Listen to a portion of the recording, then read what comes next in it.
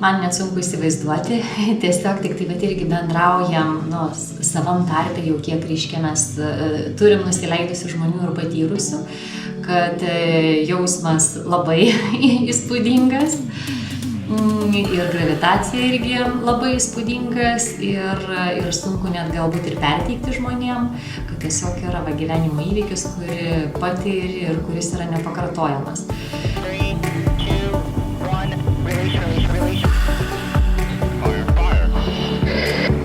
Lėktuvas pakelia kosminę kapsulę, kažkur 15 km aukštį ją paleidžia ir tada jau, reiškias, didžiausių greičių jisai šauna į viršų, kol pasiekia orbitą ir tenai tada jau laisvai pabuvęs grįžta.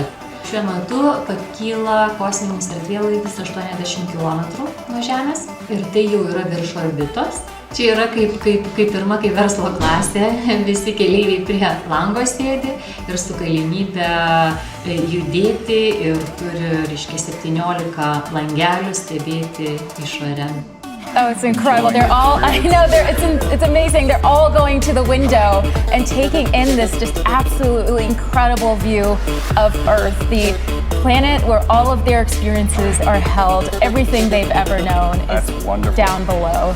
Kaina šito skrydžio $450,000. Astronautė, kuri dabar lapkričio 2 dieną buvo išskridusi ir ji pateikė palyginimą. Geros komplektacijos geras Bentley kainuoja kaip vienas skrydis į kosmosą. Kas geriau? Pasaulyje daug Bentley važinėja ir vienas geros komplektacijos automobilis yra tiesiog lygus vienai gyvenimo kelioniai. Atitikmens nėra tokios kainos kelioniai. Čia, sakyčiau, ką žmonės įsigyja, tai 4 kartus pigiau. Tai 4 labai brangios kelionės atitinka vieną kelionę į kosmosą.